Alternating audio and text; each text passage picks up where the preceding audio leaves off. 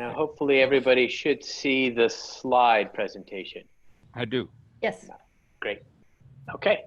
So this is the continuation of sort of introductory to sort of genetic research within the Division of Biostats, and just highlighting sort of our plans for our program project renewal. And so this is project 2, is the integration of omic data to estimate mediation or latent structures. The overall idea of this project is really 3 different methods that all sort of overlap and have the same sort of idea, that they utilize methods that sort of use previous knowledge, a priori knowledge, to think that the omics data is suspected to act on a disease trait through mediation or through a latent structure.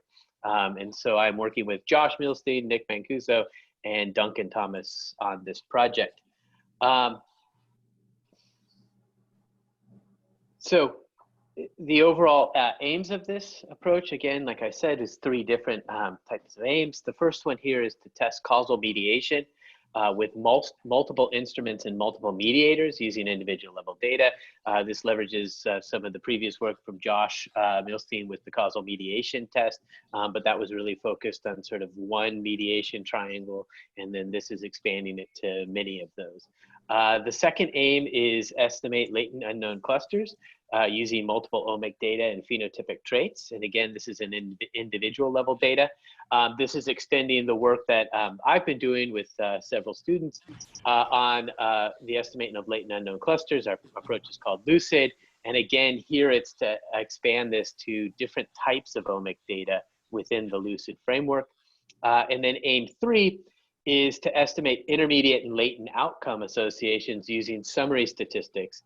And the extension here is, again, multiple SNPs and multiple intermediates. This builds upon previous work from people in my group, looking at JAM, the joint analysis of marginal summary statistics, and how we've extended that recently. And then as well as Nick Mancuso and some of the work that he did at UCLA before coming here, and then also in the last year or so since he's been at USC. So to focus in on aim 1, and just to give context to this, imagine that we are in a clinical trial type of setting, and we're interested in looking at the treatment effects of certain types of treatments here. Let me get the laser pointer out. Treatments, looking at colon cancer response to treatment. And then we've measured certain types of omic data. Here we have tumor RNA sequencing data, as well as circulating tumor DNA. This is a real-world clinical trial. It's called the 80405 clinical trial with Heinz Joseph Lentz, and it looks at metastatic colorectal cancer patients. And what we're interested in is looking at what might be the mediation effects of these omic data that we've measured. Mediation in terms of mediating the treatment effect, and can we use those effects to identify biomarkers or targets that characterize that treatment? So the previous causal inference test really focused on this sort of ubiquitous mediation triangle, where you have an instrument, which we label Z here, a mediator X, and then the outcome Y. And the way the causal inference test works is that conditions with 4 different types of tests that it looks at. Sort of what is the relationship of Z to the outcome, the instrument to the outcome? What is the relationship of the instrument to the mediator, conditional on the outcome? What is the relationship of the mediator to the outcome, conditional on the instrument there? And then the final one is actually an equality test of whether Y is independent of Z, so the outcome being independent of the instrument when you condition on the mediator. And so that gives you 4 different tests from each one of these models, and then you can do an omnibus intersection union test from that. And that is the whole idea of these situations for conditions that are consistent with causal mediation. You get a test of whether there is causal mediation within this mediation framework. Now, the difficulty is, as you can see, if you started to add multiple instruments and multiple mediators, and there's 4 models for each one, you can see that this can get high dimensional very quickly. And so that's what the proposed development is how would you put all of this together where again, you have multiple instruments, multiple mediators, and acting all on a trait. And so you can see as you test all of these, that gets a very high dimensional. And so the idea is to use data reduction techniques. Think of it as sort of a principal component type analysis on the omic data and on the intermediates to sort of aggregate that data and then link it within the causal inference testing framework to the outcome. The difference here, though, is in principal components, which really just sort of describes the amount of variation that's explained in those sort of multiple factors. Here, you can optimize that data reduction for the amount of information captured. And so you can control that level of sort of information gained or information lost in the data reduction, and then look at how that might be related to the trait of interest. And so this similar idea of sort of how multiple instruments and mediators might be related to the outcome is also the same motivation for AIM2, with the idea that if there's sharing or correlation across the effects, not just in terms of the measures themselves, but across the effects, this sort of hints that we can estimate commonalities across that, or latent structures. And that's the idea of sort of the lucid approach, is again, in the context to give it sort of an applied example, here in prostate cancer, we may be interested in looking at sort of the polygenic risk score and clarifying the impact of each one of those SNPs on prostate cancer. So a polygenic risk score is just linear combinations of SNPs and their effect as a single sum on prostate cancer in this example. And one of the things that we would really like to do in this particular example would be, well, could we identify certain SNPs that act through aggressive prostate cancer versus non-aggressive, or different types of subgroups of that cancer relative to controls, and see different pathways, maybe SNPs that act through the androgen pathway may have a different effect on the outcome as opposed to others. And so we can get a better idea of those pathways if we can measure omic type data. And that hints that, well, if we have omic measurements, whether it's metabolites, methylation, gene expression, or proteomic type measurements, we can use that then to estimate these subgroups. So can we sort of combine all of this information and estimate subgroups for individuals that are described by the omic data, the polygenic risk score, and then characterize those subgroups and their relationship to the outcome. So think again, we could say, we could estimate a high risk subgroup or a low risk subgroup and how that's related to prostate cancer. So data like this exists in the multi-ethnic cohort, the RESPOND cohort in terms of prostate cancer, and then we've been using lucid in actually environmental epidemiology analyses with people down the hall, Leda Chatzi and others, looking at mainly the helix cohort and environmental exposures here for the PRS, and how that's captured by metabolomic data and might be related to outcomes that are within those cohorts. Just to give an idea of sort of what the output that you get from a lucid analysis, this is a Sankey diagram that describes it. I won't go into too much detail, but the colors represent sort of higher levels if it's the dark green, lower levels if it's the light, or also a positive association if it's dark and a negative association if it's light. And the way to look at this is just that it's a flow through the different clusters. So here's our PS over here on the left, the different clusters that we might estimate, the latent clusters that we estimate with lucid, and then how they're related first to prostate cancer, and then second, how those clusters are characterized by the omic signatures of the data, in this case, metabolomic data. And this is sort of a preliminary analysis that Virtue has done. So personal communication, thank you very much, Virtue, for this. And then just to relate this, so here we have the PRS showing a larger bar here. So that's a positive association to cluster 3. Cluster 3 here has a very thick, okay, so a very large positive association to prostate cancer. And cluster 3 is characterized by having higher levels of all of these different metabolites in this particular case. Just noting that sarcosine is one of those, and that has, I'll say, some evidence of association with prostate cancer. We can see that in contrast to cluster 3, let's take cluster 2, there is a slight association of the PRS with cluster 2. It's much smaller, represented by the thinner line. It has a smaller association to prostate cancer relative to the referent cluster 1, but it's characterized by lower levels of all of these variables. And so in extending this in the future, what we would like to do is, rather than have sort of one type of data, metabolomics, for example, is we would like to include different types of omic data within a single analysis. And so there are sort of two extreme situations where that might occur. We believe that the omic data acts in parallel. And so we're estimating separate latent clusters and how they are related to prostate cancer each, and really treating them as sort of independent clusters in that regard, although the PRS in this case would act on both of those clusters. And then the other sort of alternative would be that they act serially, and we believe from biology or underlying biological belief that in this case the PRS first acts on clusters or subgroups that are characterized by methylation signatures, and then those subgroups lead to potential subgroups that are characterized by metabolites, and then they're related to prostate cancer in that sense. And so this is sort of how we're extending LUCID, or proposing to extend LUCID with the upcoming P01 renewal. And then within this context, we would like to handle different types of missingness for the omic data. LUCID now can handle this with one omic type of data. So as we expand it, we would like to continue to do that.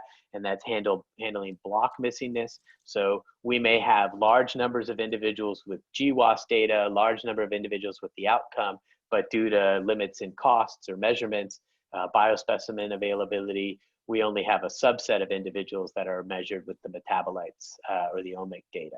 And so we want to handle that type of missingness, or sporadic if there's just sort of missing at random due to measurements within the omic data and how that might be related. Borrowing from Project One, the current Project One, and then also the renewal Project One that Juan Pablo will talk about, is really incorporating two types of extensions to regularized regression. So LUCID currently allows for sort of feature selection using regularized regression techniques in the omic data, as well as in this case, the PRS or genomic or exposure data. And we would like to borrow that in sort of those extensions from Project One, where XTune estimates the tuning parameters, and then XRNet incorporates prior covariates into the feature selection. As well as a few other extensions. Right now, LUCID can handle binary or disease outcomes, continuous outcomes. We'd like to expand it to survival outcomes, and then incorporate treatment interactions in sort of how the latent subgroups might interact with treatments.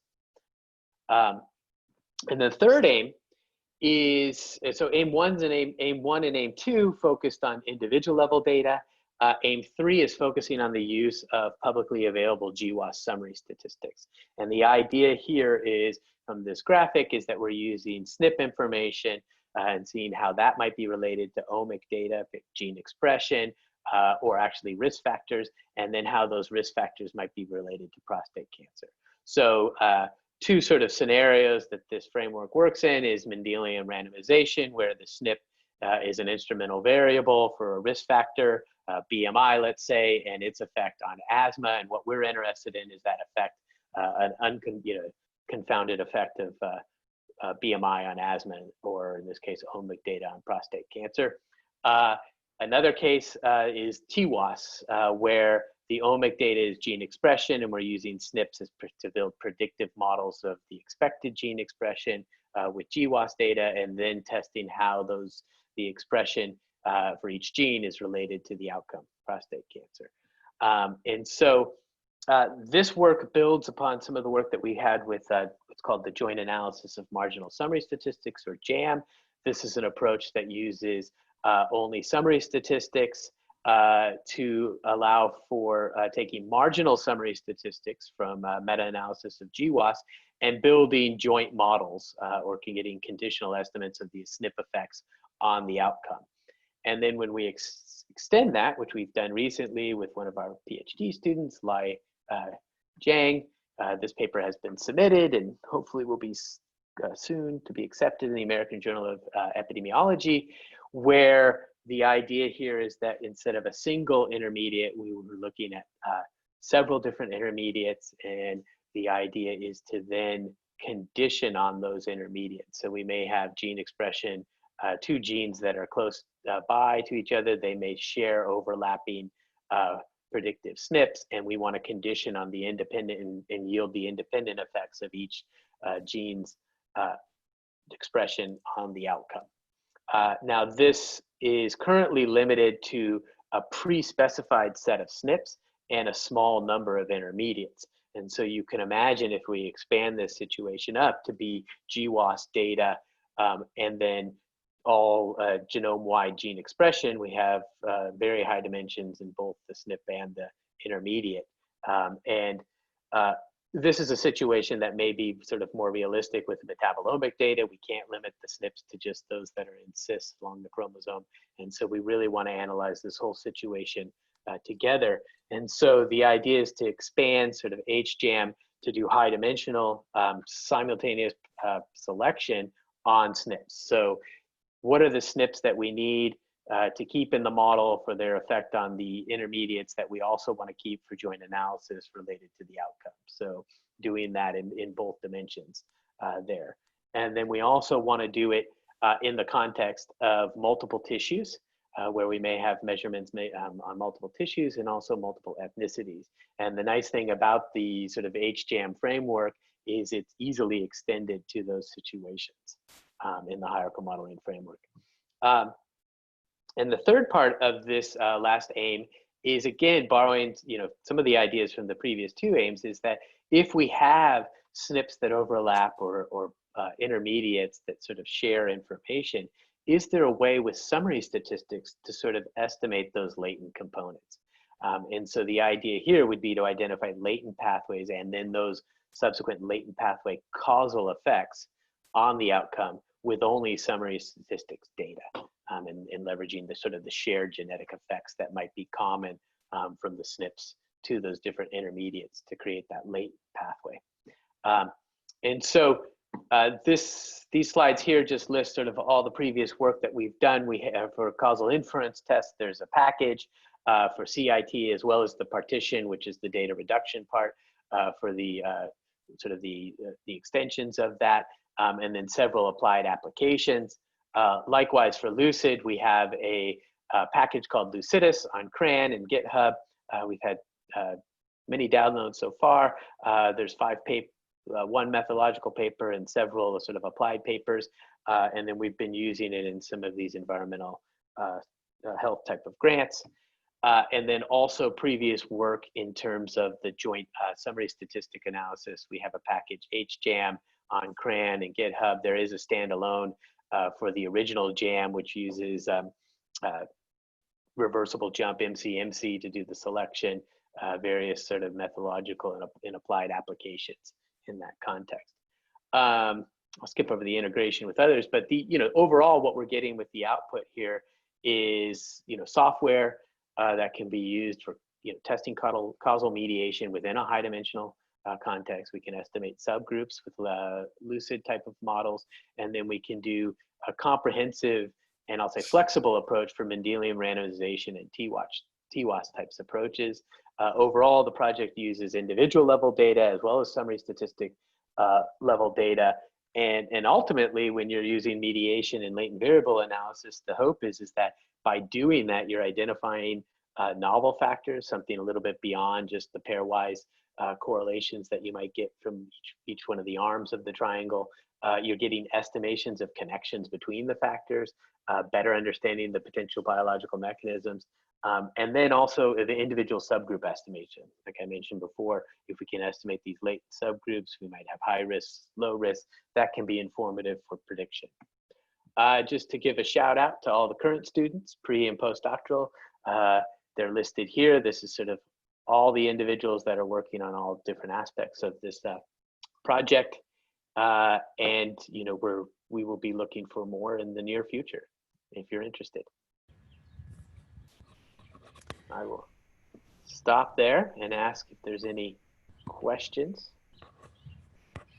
Well, I have one. Mhm. I guess I'm unmuted now. Yeah. Um, the original CIT has those four conditions, the last of which is that the instrument and the disease be conditionally independent given the mediator.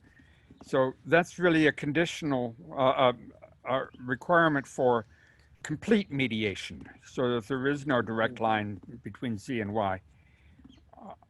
In what you're proposing to extend it to, would you be relaxing that somehow? You, If I'll let I, Josh answer that. Yes. yeah, well, just like in a standard equivalence test, you don't actually test whether the value is exactly whether the target value of the parameter. You have to define bounds within which you conclude that the parameter is close enough to satisfy your or to reject the null hypothesis. So, and the way the CIT is set up, the original CIT, is to define those bounds according to the pleiotropic scenario. So data is essentially a semi-parametric bootstrap approach is conducted to define that null hypothesis under the pleiotropic or independent scenario where the instrument independently affects the mediator and the outcome. And if there is more independence than you would expect under that scenario, then the independence criterion is accepted. So, or the non-independence is rejected. So essentially, in reality, it's not requiring independence. And it would accept a limited direct effect. So yeah, so that criterion is relaxed. It's just simpler to describe this way. Also, David, in AIM 2, you described the two scenarios of series and parallel mediation as opposite extremes. Presumably, you could have all kinds of combinations there, right? Yes, and that's... You haven't shown direct effects between, for example, PRS and X2, just to keep the picture simple? Yes, yeah. So over here in the serial situation, I mean, however, though, one of the advantages of Lucid is sort of this assumption of conditional independence, because that simplifies every component in its analysis. So, so you're not allowing for a direct effect. We're not allowing for a direct effect of PRS on prostate cancer, but there are ways to allow, sort of both of these to interact, sort of estimate clusters. It's just what biologically that would mean as you do that across time, right? Different combinations. Sure. Thank you. Mm-hmm. Any other questions? All right, I will stop sharing in this case. And I believe Kim or Paul. I guess I'm C before D. Kim, unless you want to go first, that's fine. But, after you. Give me 1 second. All right, so I'm going to describe core C. And as you may remember, the cores are designed to provide service to one or more, in fact, more than one, components of the actual project. So you can think of projects like the one David just described as the exciting jam that's sweet and tasty and everybody loves it. And you can think of the cores as providing the slice of bread, which is rather unexciting in itself, but without which the jam sandwich simply wouldn't function as intended. And I might not use that metaphor in the actual grant application, but I'm going to be co-leading this with George Vaguillon, who's the guy who actually knows all about this. But when we were presenting this last time around, he was busy doing his thesis defense. So I got the speaking honors and I still have them. But that's what George looked like, in case you don't know what he looks like. This is just a illustration of the amount of software that we're producing. So I should say that software is kind of the responsibility of core C and core D, which are about here in a second. Core C does the behind the scenes, and Core D is the public side of the software. And this is just to illustrate that we've, over the course of the last 4 or 5 years, produced all sorts of software, widely downloaded, hopefully widely used as well. Let me briefly wave the flag for a couple of bits of George's software that are here, since he's too modest to do it himself. So the Slurmer software you'll see near the bottom there is a wrapper for using high performance computing if you're using the Slurm job scheduler from within R, and just making that an easier thing to do. So if you are doing that sort of thing, you really should be using Slurmer rather than Slurm. And then the FMCMC, if you're a student thinking of using MCMC but scared it's going to hurt you, FMC is a friendlier version of, or FMCMC is a friendlier version, so you could consider using that. And there's also some other nice software like Hilda, which is product of the old P4. All right, so when we were thinking about how to frame this core for the renewal, because there was a Core C last time and it was essentially very similar, we just thought through the sort of challenges we'd identified in the previous cycle and came up with a hit list involving these 6 things and more. A major challenge these days is making sure your research analysis is reproducible. So you want to make sure that if you repeat the analysis when you get asked for revisions in a paper submission, for example, you can get the same answers that you got 4 months ago.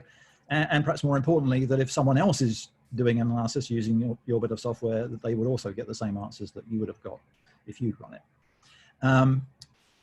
Sort of wrapped up in that is developing reliable software. You don't want your software to break because you're using some library or package that someone else wrote and they change it or it goes out of date, and then your own software crashes and burns. So one way of avoiding that is to have a low footprint, which we'll talk about later.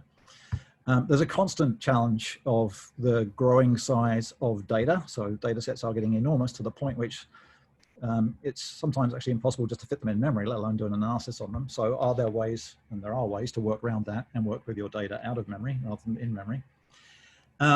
Having established good practices for both computation and analysis, how do you set up the infrastructure to encourage people to actually use them? So that's number 4. Another constant theme throughout my life, doing statistical computing at least, is just making everything go faster. So you want to find ways such as parallel computing to speed up coding. And then having written a fantastic piece of code, you want to make sure that people can actually use it and read it and understand what you did. So with that in mind, we have 3 aims, so 3 sort of major themes. Aim 1 is focused on writing the software, the back end writing of the software. Public facing piece is Core D, but we're the back end bit. So making that faster, etc. We'll talk about that in a second. Aim 2, which we've actually moved to Aim 3 now, is research pipeline. So setting up a pipeline to enable people to do research that involves software and large data sets in an efficient way. And then Aim 3 is sort of a constant in the background of these 2 things, which is high performance computing and big data, how to handle big data and make things go faster. So 1 slide on each because we don't get long to present cores. So software development is really talking about a number of things, and here's just some of them. So the reliability issue can be addressed by making your software so-called lightweight, making sure it doesn't have many dependencies. George in particular is a fan of that way of writing software. High performing is just making things go faster, and we'll address that more specifically in Aim 3.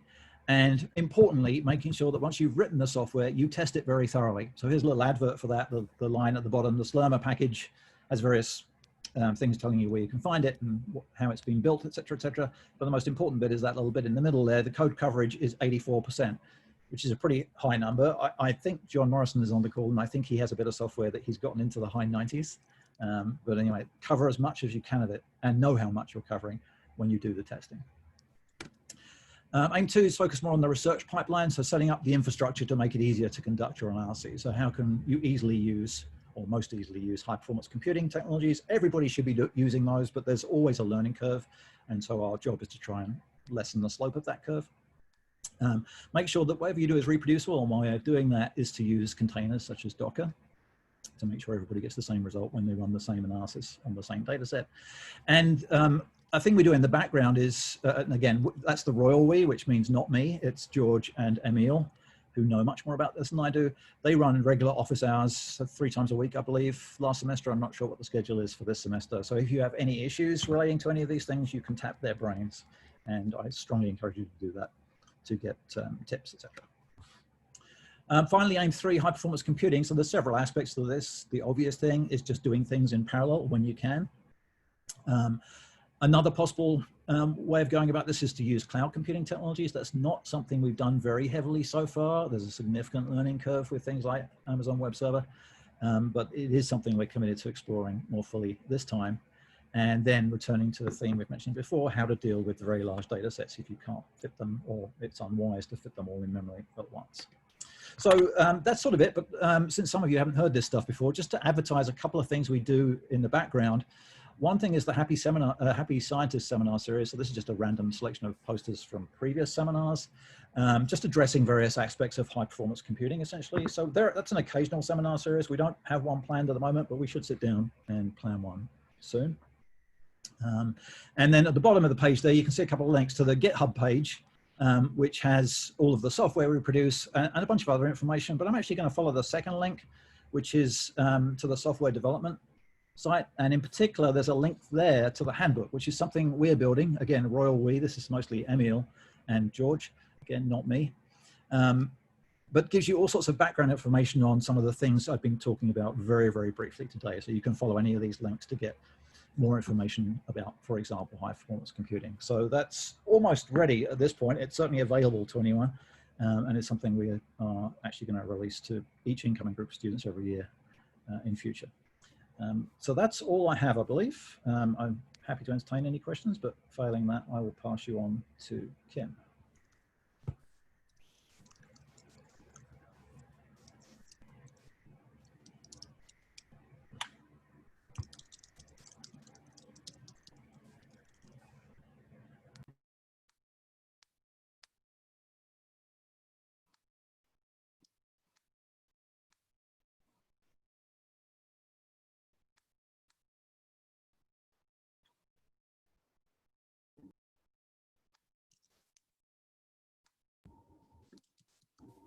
That was great.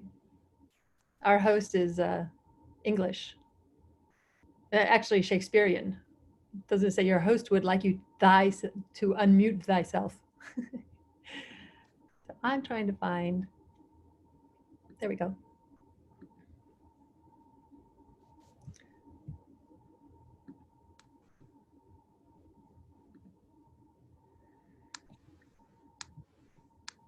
All right, so I just pulled this back up one more time, just to remind us of what we are all presenting in this tag team sort of fashion is this, this program project that has, it's a grant, and there are 4 different grants that are part of this larger grant. And by having it all together funded in a program, we're allowed to have these extra cores and facilities that provide services to the projects and help them. And by doing it together through these cores, we can be more efficient, cost effective. So you've heard from one of the David gave the first talk about the mediation and latent structure project. And then Paul just spoke about one of the cores for the computation. And I'll be presenting the other sort of computational core, but ours is focused on translation. So how we can translate after all of this work and the methods are developed, how can we make sure they get out in the field and that other people start to use our methods as well? So our overall focus here is, again, as I was saying, translate these new methods into practice. And we're going to propose to do this by having creating supporting data applications for the methods. Also working with software. Ours is on focusing on the user-friendly software. So we're thinking the front end, whether we can make web-based applications that really allow more than just statisticians who know how to code access of the tools from the web, and education. So Paul just ended up with some of the talks that will fall under, actually, it sort of was started with Core C and has been being passed over to Core D for the renewal in the next section. And then I lead this. I don't have nice pictures like the other folks did, but John Morrison and Emil are the biostatistician programming team. And we have a postdoc Andre's been working on it. So from the current cycle, this is one of the data sets that Jim talked about last week called Fiji, which is for studying the functionally informed gene environment interaction study. So they're trying to find genes that interact with environment. So you'll have different genetic effects in the exposed and unexposed individuals. And here the exposure here, G by NSAID. So NSAIDs is aspirin. So you're looking at whether there's in some people, they may have a genetic susceptibility to cancer risk that's affected. I think aspirin's actually protective in some individuals, if I get my direction correct. But so these would be functionally informed. So how are they functionally informed? Well, they've been collecting other data from the individuals to try to prioritize and help them discover these regions. And so I think some of these are getting gene expression data, and they're creating in culture, they're growing organoids of, this is for colons, so they're growing colons and measuring gene expression in these other samples that will then inform them about genes for measuring, for then looking for germline genetic effects in the DNA. And then when they do these analyses, they have many different results. They'll do at all the different SNPs and the locations. So we're seeing all these arrows coming down, the different tables and summaries. So part of trying to create a unified way, a summary for all the different analyses being done, we're coming up with some nice user output. I think some of you guys were working on R Markdown this morning in your classes. So these are R Markdown files that have been developed to summarize these outputs, make them very nice. So this is a Manhattan plot, if you haven't seen one before. In a Manhattan plot, each dot is a p-value, and it's on the x-axis, it's the position on your DNA, on the chromosomes. So what kind of looks like this, called Manhattan because of the skyline. It looks like the skyline with all these skyscrapers of these vertical dots representing tall buildings, I guess. And so we see locations in the genome where we'll have many SNPs in that area, giving us significant p-values. So the taller the building, the more significant the statistical significance of your p-value test for association with your outcome. So here's the picture of the website. We were told that we have, for our software, we've created this GitHub website. So the total of repositories and then that software development. So Paul had chosen to take you to the software development page. This is one back from it, just showing the entry page to our GitHub website. So we've got, so far, 38 people who've contributed to the website here on 12 different teams. So if you were to be a research assistant working on one of these projects or in the cores, you would be able to be added to these teams and people and develop the software along with the rest of the group. And then here are some of the packages. So these have actually been pushed to the publicly available, so we're calling it CRAN. That's the, what does it stand for? I'm forgetting now, but for R, it's where you download R packages that are not in the base R. So if you've all been starting, those of you who've programmed with R, there's certainly the base R that you install, but then you can just install from a centralized website. Well, I guess it's distributed, but all these different packages. So we've made ours publicly available for people. So all of these are open source and shared. And David had mentioned HJAM for his work. So his package is here made available. And I think you heard about Slurm as well. So binary dosage is a package that was used for the gene environment interaction test that I showed from the earlier Manhattan plot. Oh, and here's Lucidus too. And there are 4 funded grants that have used Lucidus. So again, this is us trying to show how we've been able to impact the research through our collaborations with the methods that we've developed.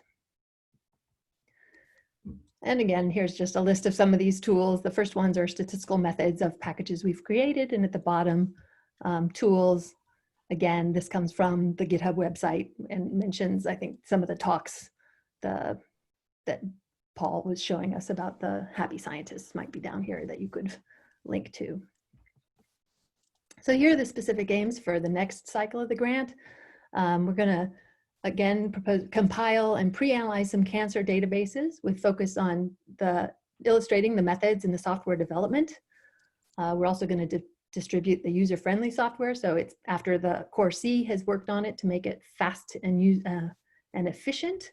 We are going to make sure it's easy, again, for more general distribution of, so biologists, other people could tap into using the methods and enable them to use our software in a more friendly way. And then education outreach is our third aim. So here's some of the data resources that have been mentioned. The first being the clinical trials, looking at there have been treatment randomization of the patients. So in all, there are 2,000 patients that have had genome-wide association data. So that would be the SNP, the OncoArray that was run on these samples. And then that we have subsets of those that have expression and cell-free DNA. And then the multi-ethnic cohort, David has mentioned as well from his project, the work he's been doing. So it's a very large cohort. They have a lot of research assistant positions that they've supported here for our students. They've got over 12,000 individuals, and then 48,000 are incident cancer cases in that across 5 different ethnic groups. So there's, they have baseline questionnaire, and then they now have this Medicare linkage data that they've brought in most recently to include different outcomes. Sorry, Orion. These are other clinical databases that would be available that we could tap into and use for analysis to illustrate methods, as well as the Respond cohort. Again, I think one that David mentioned in his talk. So it's 10,000 African-American men being followed, and they're trying to uncover biological and sociological factors related to disease aggressiveness for their prostate cancer, trying to understand the high prostate cancer mortality rates in African-American men. So on the software side, here's an example of one of the workflows we have published in the first cycle, coming from, it's a Shiny app. So it was written in R and published using RStudio's Shiny. I don't know whether that's called a package or not, but through Shiny. And it's now a web-based application where if you were doing a mutation signature analysis of getting the somatic mutations that occurred in a cancer, and then finding out what their different patterns you can get for these signatures. So there's a database that's published all the different mutational patterns that we've seen from other cancers that have been analyzed. So there are 2 of those databases, Cosmic and PM Signature, and we've created an app that when you do your analysis, you can query both of these databases and find the other other cancer types that have found a similar mutation, mutational signature to yours. And it's just a very user-friendly way of entering your signature into a website, and it will go and do the work of querying these other databases and returning results for you. And then for education, here's actually one of the other software. This is coming from the Core B annotation software. They have developed a YouTube video to teach people about what their software does for them. So we're thinking with education, especially now that we're all online, going more towards using YouTube and other platforms to share with others the different tools that we're creating. And so again, here's sort of the overview once more. Our Core D pops in at the front, where we're helping people with the data sets, integrating the data for the analyses that they're going to do. And then at the very end, we're kind of bringing in the, trying to disseminate the software in a friendly interfaces so that it gets used, and educate people so that they'll then go and use it on their own. And I think, yeah, so this is just a list of the expected output that we think we would produce by the end of the next cycle of the grant, which would be some open source, user-friendly software, more education and outreach, both giving synchronous like webinars and running things like boot camps and I used like to call it hackfests to teach and to just give people more experience with the software we develop, and then creating these asynchronous methods of sharing on YouTube how you would go about these things too. And I think that's it. Well, thank you, Kim. Thanks to all three speakers. Any discussion, questions?